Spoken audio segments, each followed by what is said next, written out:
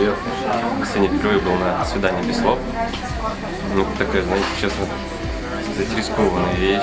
Тяжело смотреть девушке в глаза и при этом молчать. Удивило обилие интересных, загадочных девушек, которых ты не раскрываешь по красоте, а раскрываешь именно по глубине глаз, по личности, смотришь на нее, вид движения, язык тела, очень здорово. Никогда бы не подумала, что такое простое действие, как смотреть в глаза, может быть настолько трудно. Это настолько трудно, настолько же это легко. На самом деле, если не думать о том, что перед тобой незнакомый человек, а просто попробовать увидеть в нем что-то свое, наверное. Это очень круто, это ново круто, и это будет нравиться, это будет твой успех. Все, спасибо большое, это все.